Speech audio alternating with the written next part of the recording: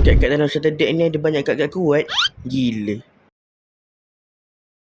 Pagi hari aku tengok dekat depan rumah aku ada 2 parcel. Aku tengok salah satu parcel ni adalah parcel aku. Dan juga tahu apa yang ada dalam parcel ni. Dan rupa-rupanya dalam parcel ni ada Monster Edisi Cat starter deck Papa Zola. Kita tengok macam mana dia punya kotak starter deck tu. Aku beli ni daripada seller Ralph Stores dekat TikTok Shop. So terima kasih kepada Ralph Stores sebab hantar benda ni dengan cepat and kemas. So macam ni lah kotak dia. Kita video kat depan tu ada tulis Papa Zola starter deck game on. Macam biasa setiap starter deck tu akan ada satu arena map dan juga 33 kad termasuk 3 kad usum. Dan satu kotak ni berharga dengan RM22.90. So ini macam ni lah rupa arena map dia. Ada motif Papa Zola kat situ. So kita boleh nampak ada HP marker and then kita ada cara permainan. Kad pertama kita ada Yon B. Next kita ada Boboiboy kad B. And then kita ada Pipi Zola dan juga Ortoy. Next kita ada Gopal. And then kita ada Berlian. Kita juga ada Yon B. And then kita ada Berlian. Kita ada Kacak. And then kita ada Rectanglian. Next kita ada Squarelian. Okay, macam ada dua Next kita ada Olian. And then kita ada Mamazilla.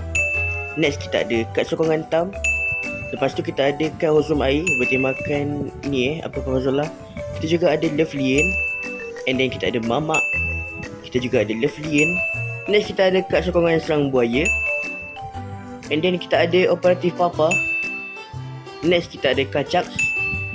Lepas tu kita ada Rectanglian. Next kita ada kad sokongan Protect and Prevent Agency. Next kita ada kad usum daun lawa. Kita juga ada kad usum api. Okey, ni Papa Zola mantap. Next kita ada Mamazilla Oratizilla. And then kita ada kad sokongan Simul Trap kekal Kita juga ada Yon B yang dah tua. Next kita ada Kacak yang dah tua juga. Lepas tu kita ada Olian. Dan kad istimewa pertama kita Papa Zola Operatif Zola kad S. Mantap. Next kita ada kad A Mamazilla versi Monster. Nice. And then kita ada Boboiboy dan Gopal kad A. Next kita ada Papa Zola kad A. Nice. Ini semua kad istimewa kita dapat dalam starter deck kali ini.